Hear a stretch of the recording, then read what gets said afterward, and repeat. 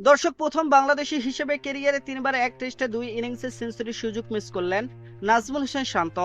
13 রানের জন্য হলো না বেরোল এই রেকর্ড। নোমান আলীর ঘূর্ণিতে রিভার্স সুইপ খেলতে গিয়ে বলের লাইন মিস করে এলবিডব্লিউ হয়েছেন নাজমুল হোসেন শান্ত। 150 বলে 7টি বাউন্ডারিতে 87 রানে থেমেছে তার ইনিংস। প্রথম ইনিংসে নাজমুল হোসেন শান্ত করেছিলেন 101 রান। এই টেস্টে জিততে হলে শেষ দিনে আক্রমণাত্মক ব্যাটিং করা দরকার বাংলাদেশের।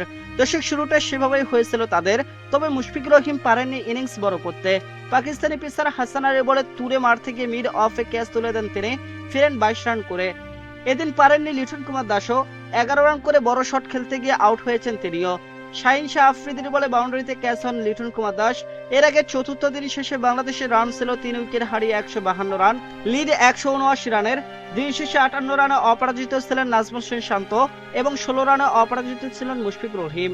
মুমিনুল হক প্রথমে ইনিংসে 91 রান করার পর দ্বিতীয় ইনিংসে পেয়েছিলেন অর্ধশতকের দেখা। সব মিলিয়ে টানা 5 ইনিংসে অর্ধশতকের দেখা পেলেন তিনি। এটি তার টেস্ট ক্যারিয়ারের 27তম অর্ধশতক। আর 50 করে তিনি স্পর্শ করেছিলেন টেস্ট ক্যারিয়ারের 5000 রানের মাইলফলক। তৃতীয় বাংলাদেশি ব্যাটার হিসেবে এই মাইলফলক স্পর্শ করেন তিনি। তার আগে এই মাইলফলক স্পর্শ করেছিলেন সাবেক অধিনায়ক ও বর্তমান বিসিবি সভাপতি তামিম ইকবাল খান। তার নামের পাশে রয়েছে ৭৪ ম্যাচে ১৩৪ ইনিংসে ৩৮ গড়ে ৫,৩১৪ রান, অর্ধশতক ৩১টি এবং শতক 10টি। মুমিনুল হক 50 করলে দলীয় ১২৮ রানের মাথায় আউট হয়ে যান শাহিন শাহ আফ্রিদির বলে উইকেটের পিছনে মোহাম্মদ রেজওয়ানের হাতে ক্যাচ দিয়ে।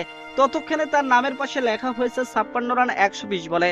দর্শকের আগে দ্বিতীয় ইনিংসে ব্যাট করতে নেমে 5 রানে মাহমুদুল হাসান জয় এবং 10 রানে আউট হন সাদমান ইসলাম। টেস্টের প্রথম ইনিংসে টস হেরে ব্যাট করতে নেমে বাংলাদেশ অল আউট হয়েছিল 413 রানে। জবাবে পাকিস্তান সংগ্রহ করে 386 রান, 27 রানের লিড পেয়েছিল বাংলাদেশ ক্রিকেট দল।